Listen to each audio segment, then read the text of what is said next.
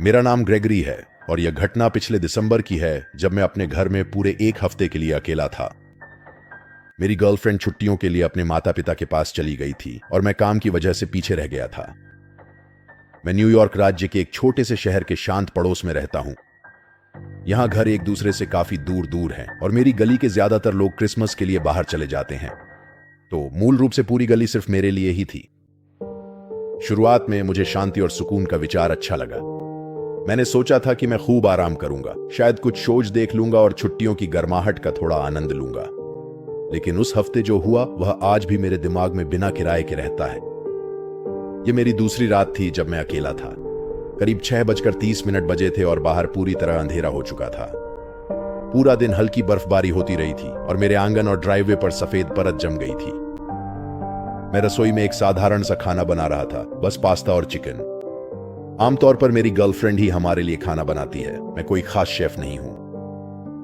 मैंने घर को कम खाली महसूस कराने के लिए बैकग्राउंड में टीवी चला दिया, क्योंकि जितना खुश मैं खुद के लिए जगह मिलने पर था, उतना ही मैं यहां की इतनी खाली और शांत माहौल का आदी नहीं था।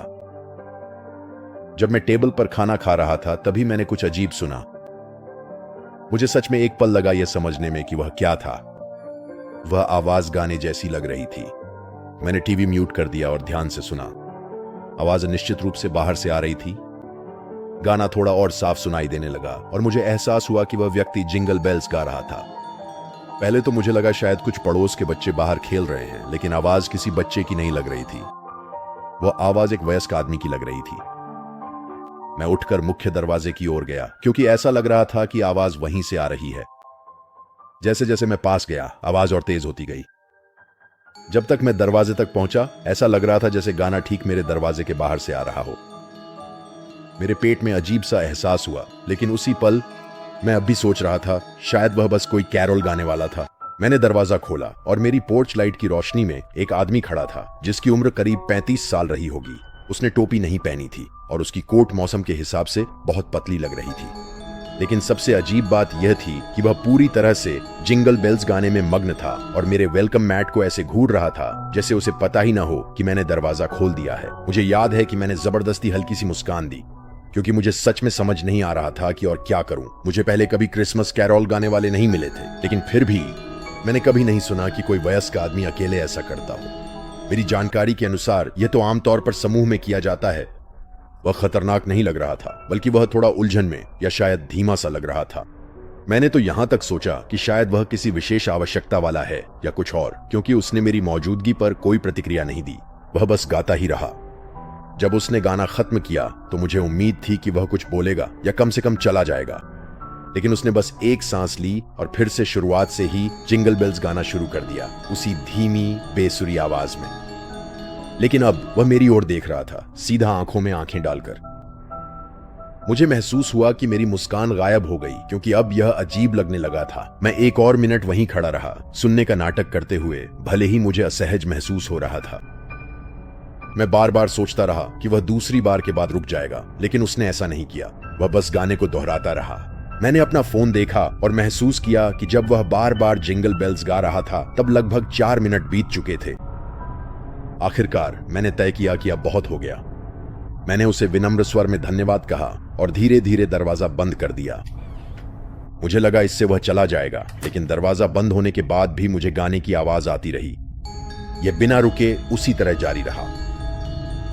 मैं वापस मेज पर गया और बैठ गया। उसे अनदेखा करने की कोशिश की, लेकिन जितनी देर वह चलता रहा, उसे अनदेखा करना उतना ही मुश्किल होता गया। वह आदमी सामान्य नहीं लग रहा था और यह बात मुझे परेशान कर रही थी कि वह अब भी मेरे दरवाजे के ठीक बाहर वही गाना गा रहा था। मैंने सोचा शायद वह किसी विशेष आवश्यकता वाला व्यक्ति है और कोई उसके साथ बाहर है, जैसे सड़क के पास या कहीं, लेकिन मुझे वहां और कोई नजर नहीं आया। इससे पूरे घर में असहजता महसूस होने लगी, जैसे कोई अजीब व्यक्ति मेरी निजी जगह के बहुत करीब खड़ा हो। मैं खाना खाता रहा, लेकिन खाने पर ध्यान नहीं लगा पा रहा था। यह मेरी पूरी डिनर के दौरान चलता रहा। आखिरकार लगभग 10 मिनट लगातार चलने के बाद वह गाना रुक गया। अचानक हुई खामोशी से मैं सचमुच चौंक गया, क्योंकि मैं उस गाने का आदी हो गया था।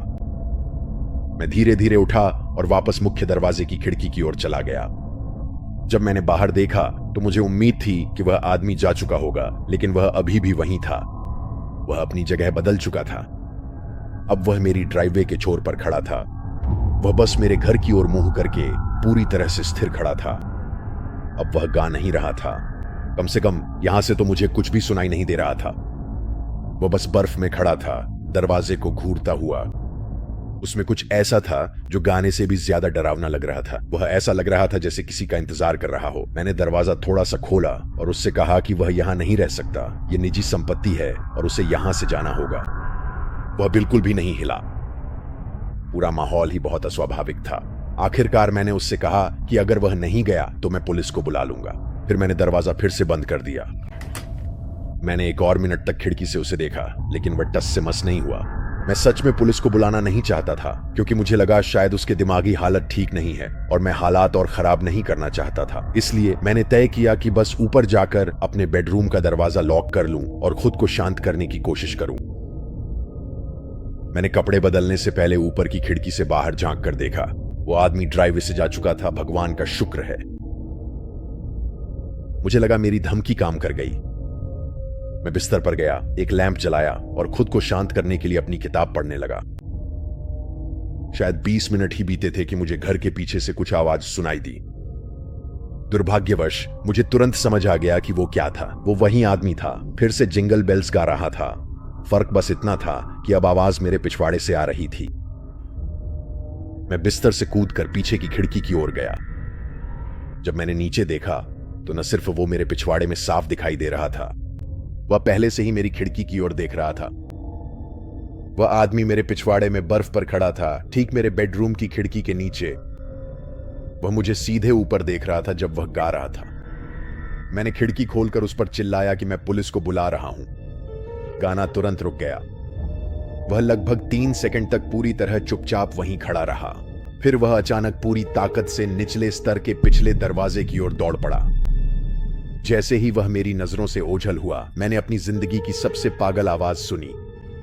वह अपनी पूरी ताकत से चीखने लगा, लेकिन यह कोई सामान्य चीख नहीं थी।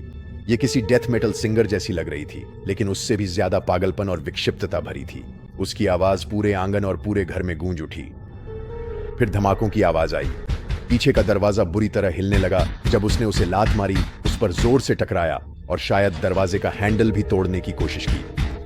मैंने अपने ऊपर वाले कमरे में उन धमाकों के कंपन को महसूस किया। मुझे एहसास हुआ कि यह आदमी सिर्फ अजीब नहीं है, वह अंदर घुसने की कोशिश कर रहा है। मैंने तुरंत अपना फोन उठाया और 911 पर कॉल किया। मैंने उनसे जल्दी आने की गुहार लगाई, बताया कि एक आदमी घर में घुसने की कोशिश कर रहा है। मैंने एक हाथ में बेसबॉल बैट पकड़े हुए फोन लाइन पर ही रहा। मैं पीछे हटते हुए अपने बेडरूम की अलमारी में घुस गया और खुद को बंद कर लिया। ऑपरेटर ने मुझे छुपे रहने के लिए कहा।